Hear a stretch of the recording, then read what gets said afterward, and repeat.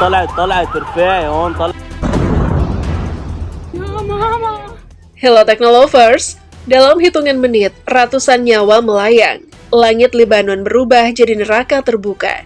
Dan yang lebih mengerikan, ini baru permulaan. Serangan udara kembali mengguncang Lebanon. Dalam satu malam yang penuh ketegangan, langit yang seharusnya sunyi berubah menjadi arena dentuman tanpa henti.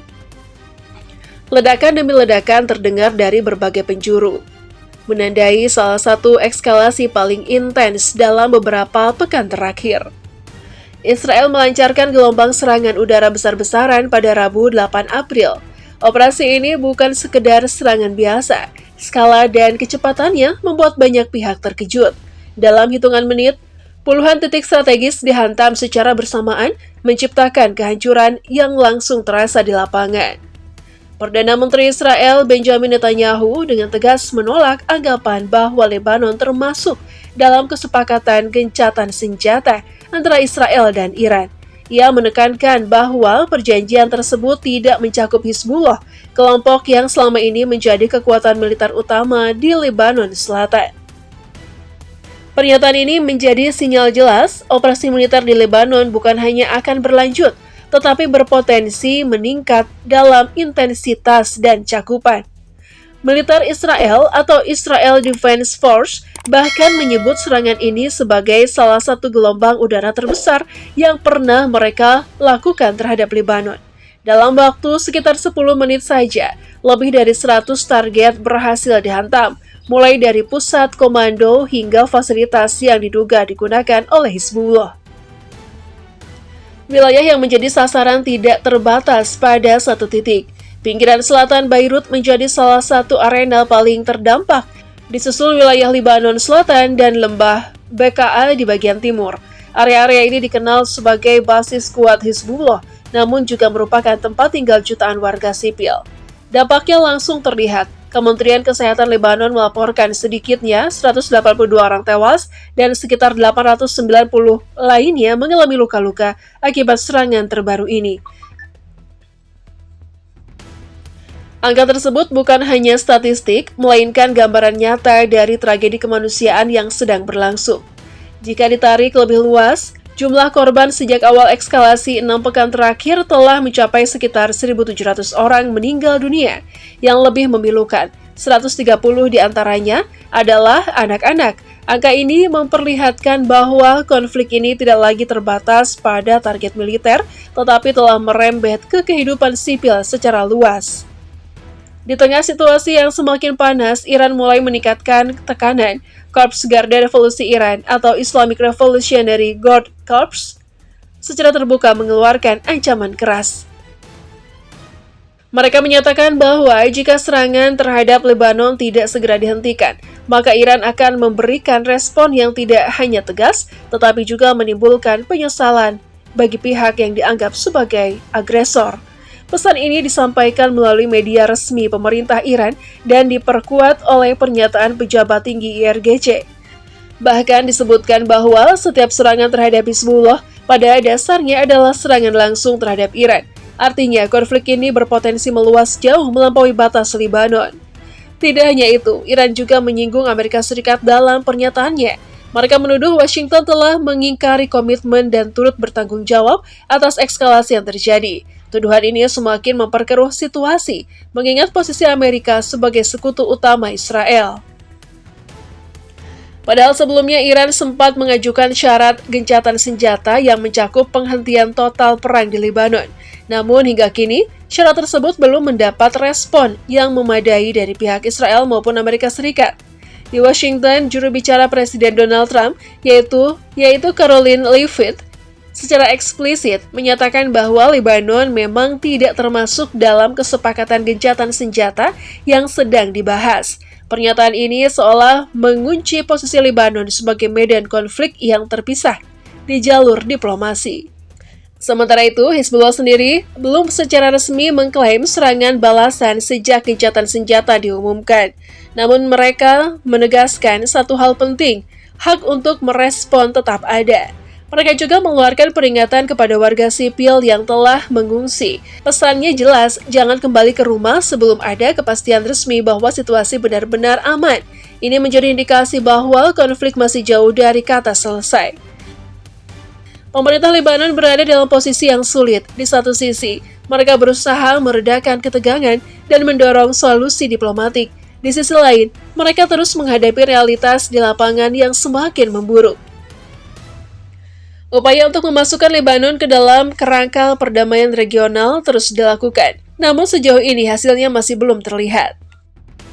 Di lapangan, situasinya jauh lebih brutal daripada yang terlihat di layar berita. Di Beirut, terutama di lokasi serangan terbesar, tim penyelamat masih terus bekerja di tengah puing-puing bangunan yang hancur.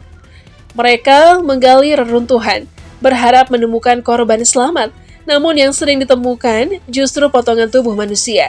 Sebuah gambaran nyata dari dampak serangan udara modern. Seorang warga bernama Abdel Kader Mahfuz menggambarkan situasi tersebut dengan suara yang penuh keputusasaan. Ia datang untuk menjenguk saudaranya yang terluka, namun yang ia lihat justru pemandangan yang sulit dilupakan. Ia menyebut banyak bagian tubuh berserakan di lokasi. Korban yang ada hanyalah warga sipil biasa, orang-orang yang tidak memiliki kaitan langsung dengan konflik. Dalam kondisi seperti itu, ia mengaku tidak tahu lagi apa yang harus dilakukan. Eskalasi ini sendiri tidak terjadi begitu saja. Intensitas serangan Israel meningkat tajam setelah Hizbullah meluncurkan roket ke wilayah Israel Utara. Serangan itu disebut sebagai balasan atas kematian pemimpin tertinggi Iran, Ali Khamenei, pada akhir Februari. Peristiwa tersebut menjadi titik balik. Sejak saat itu, konflik yang sebelumnya bersifat terbatas mulai berkembang menjadi konfrontasi yang lebih luas dan terbuka.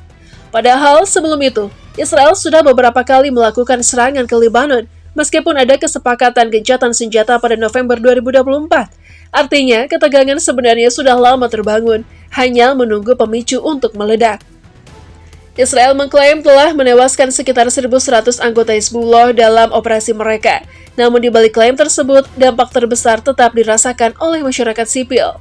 Lebih dari 1,2 juta orang kini terpaksa meninggalkan rumah mereka. Jumlah ini setara dengan sekitar 20% dari total populasi Lebanon. Sebuah angka yang menunjukkan skala krisis kemanusiaan yang luar biasa. Sebagian besar pengungsi berasal dari komunitas Syiah yang memang banyak tinggal di wilayah yang menjadi target utama serangan. Desa-desa di dekat perbatasan Israel kini hancur, meninggalkan puing-puing dan kenangan yang sulit dilupakan. Dalam konteks militer, Israel disebut berupaya menciptakan zona penyangga keamanan di wilayah tersebut. Namun, langkah ini memicu kekhawatiran baru. Banyak pengamat menilai bahwa zona tersebut bisa berubah menjadi wilayah pendudukan jangka panjang. Jika itu terjadi, maka ribuan bahkan jutaan warga Lebanon mungkin tidak akan pernah bisa kembali ke rumah mereka. Meski demikian, dalam beberapa hari terakhir, muncul sinyal yang sedikit berbeda dari pihak militer Israel. Beberapa sumber menyebut bahwa pasukan tidak berniat melanjutkan invasi lebih jauh ke dalam wilayah Lebanon. Mereka bahkan mengakui bahwa melucuti Hizbullah sepenuhnya bukanlah hal yang mudah. Pengakuan ini cukup mengejutkan, mengingat sebelumnya banyak pihak meyakini bahwa Hizbullah telah melemah secara signifikan. Namun fakta di lapangan menunjukkan hal sebaliknya. Hizbullah malah mampu meluncurkan roket dan drone ke wilayah Israel Utara, sekaligus menghadapi pasukan darat Israel di Lebanon Selatan.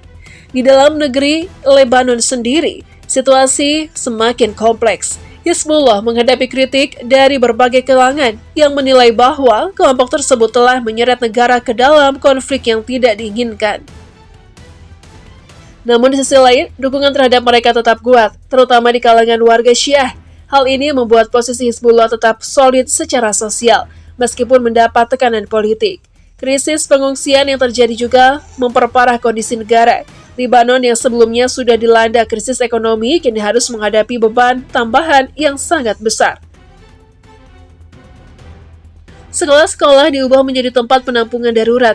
Banyak warga terpaksa tidur di tenda-tenda, di ruang publik, bahkan di dalam kendaraan mereka sendiri. Kondisi ini mencerminkan betapa sistem yang ada sudah berada di titik tekanan maksimal. Setelah kesepakatan gencatan senjata pada 2024, pemerintah Lebanon sebenarnya sempat merencanakan untuk melucuti Hizbullah. Namun rencana tersebut tidak berjalan mulus. Kelompok itu yang dibentuk pada era 1980-an sebagai respon terhadap pendudukan Israel hingga kini menolak untuk membahas masa depan senjatanya.